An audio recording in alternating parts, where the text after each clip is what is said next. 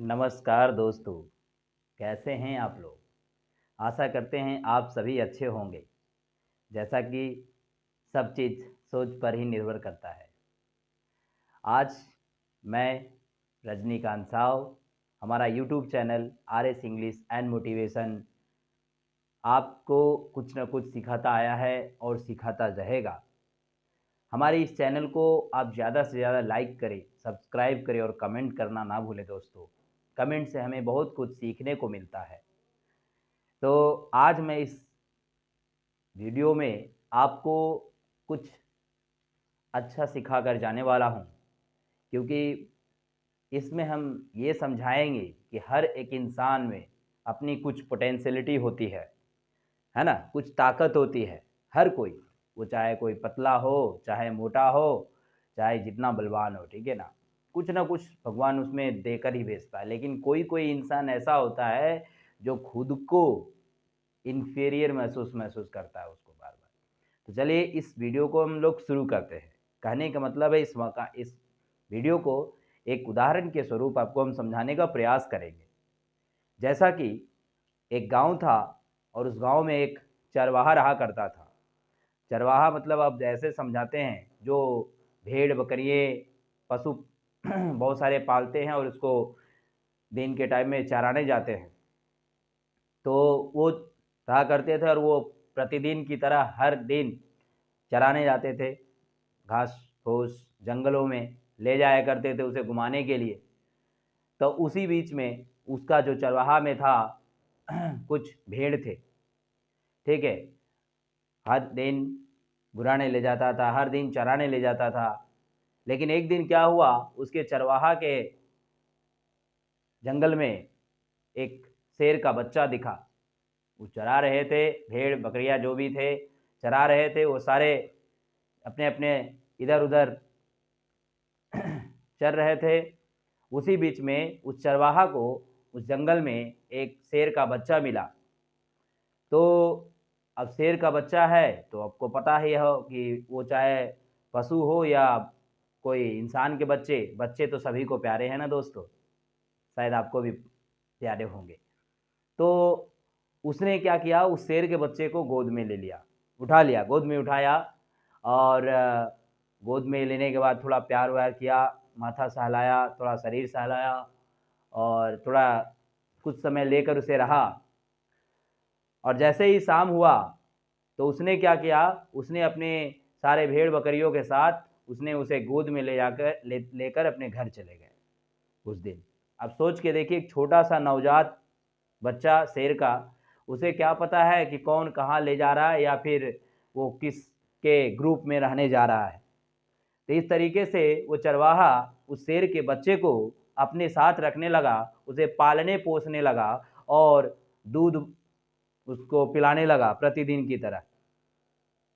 मतलब उसको एक अपना बच्चा के रूप में, भेड़-बकरियों के रूप में पालना शुरू कर दिया। धीरे-धीरे, धीरे-धीरे वो बड़ा हुआ, एक मैच्योरिटी पे आया थोड़ा-सा, तो जिस तरीके से पहले सारे भेड़-बकरिए जाया करते थे चरने के लिए, ठीक उसी प्रकार से उसी ग्रुप में वो शेर के बच्चे भी जाने लगे।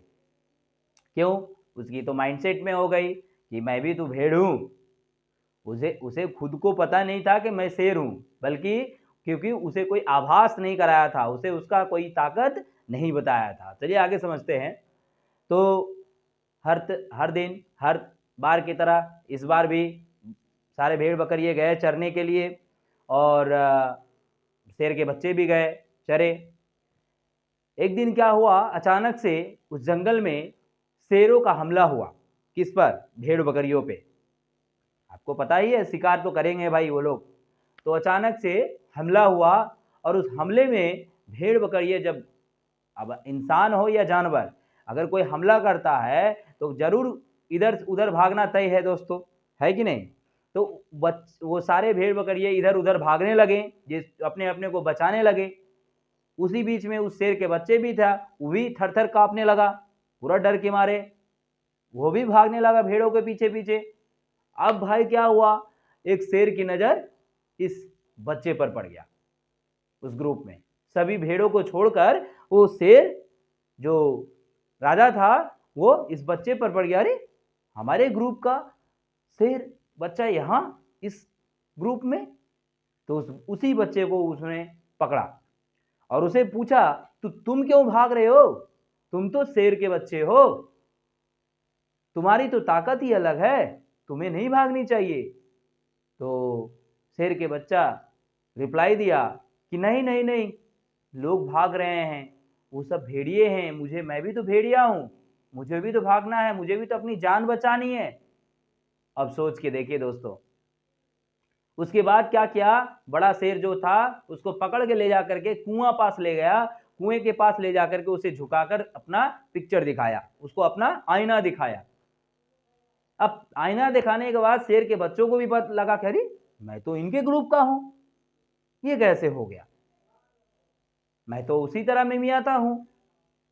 तब जाकर के बड़े शेर लोग उन्हें बहुत सारे बातें बताई और उसको आभास कराया कि तुम हमारे जैसे ताकतवर हो, तुम लोगों का शिकार करोगे, बल्कि तुम किसी का शिकार नहीं बन सकते, इसलिए बल्कि तुम इस जंगल के राजा हो, तुम इन ग्रुपों में से नहीं हो।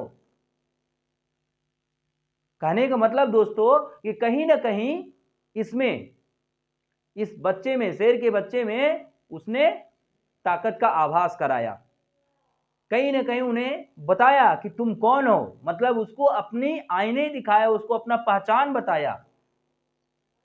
इसी तरीके से सोच के देखिए, तब ये बच्चा क्या हुआ, शेर के ग्रुप में चला गया। तो कहने का मतलब यही है कि किसी इंसान को, खुद को, अपने आप को कमजोर नहीं समझना चाहिए, चाहे वो कितना ही लीन क्यों ना हो। इस बात को ध्यान दें,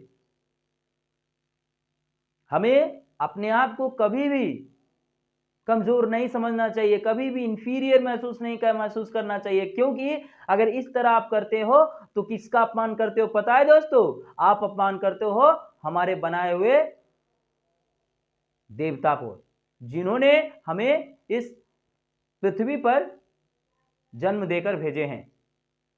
कभी नहीं, ये चीज पर आप ध्यान दें, कभी अपने दिमाग में ये मत करें कि अरे यार मैं ऐसा हूं, मैं वैसा हूं, मैं इतना कमजोर हूं, मैं किसी को मार नहीं पाता हूं, मैं किसी को कुछ नहीं कर पाता हूं। ये सारी उल्टी पुल्टी बातें दिमाग में लाना बंद करें।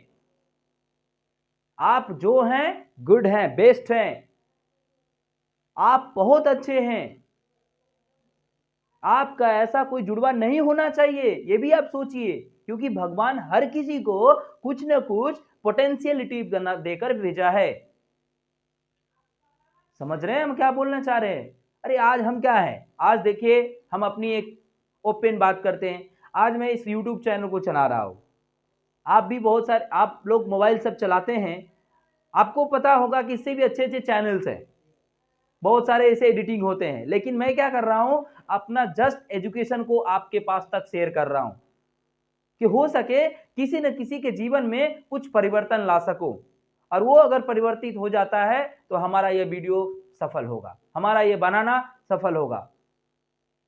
ठीक उसी प्रकार से आप जैसे हैं, आप बहुत अच्छे हो, कभी अपने आप को कमजोर नहीं समझना चाहिए और अपनी ताकत को हमेशा समय समय पर पहचाननी चाहिए कि हम कौन हैं। वैसे ये तो मैं भी बताऊंगा, मैं भी बोलना चाहूंगा कि खुद की ताकत जल्दी किसी को पता नहीं चलता है, कहीं ना कहीं कोई ना कोई ऐसे मुकाम, ऐसे मोड़ पर लोग मिल जाते हैं जो हमारी पहचान बताते हैं कि तुम कौन हो, तुम क्या कर सकते हो। समझ रहे? क्योंकि हमें भी सब कुछ भगवान ठीक ठाक बनाया है। तो इसी उदाहरण के स्वरूप मैं आपको समझाना चाह रहा था कि आप अपने आप को कमजोर ना समझें, आप जैसा है ठीक है, और भी इससे बेहतर बनने की हमेशा कल्पना रखें।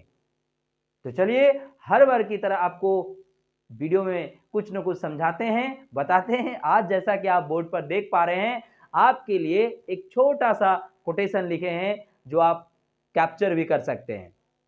और वैसे आप तो समझ ही जाएंगे कि कोटेशन क्या है। हम मेहनत करेंगे तभी कुछ पाएंगे दोस्तों, ये ध्यान दीजिएगा आप। जब तक आप मेहनत नहीं करेंगे ना, कुछ नहीं मिलेगा। लेकिन इस कोटेशन से आप कुछ सीख पाएंगे। इसमें लिखा है कि संघर्ष का मैदान छोड़ मत भागो तुम। हमारा जो जीवन है ना दोस्तों, हमारा जो जिंदगी है, वो स्ट्रगल से भरा हुआ है, पूरा संघर्ष से भरा हुआ है।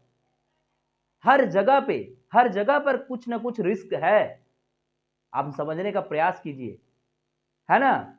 हमारे इस फैशन दुनिया से बाहर आइए पहले, अपने एक ट्रू लाइफ को देखिए कि क्या है।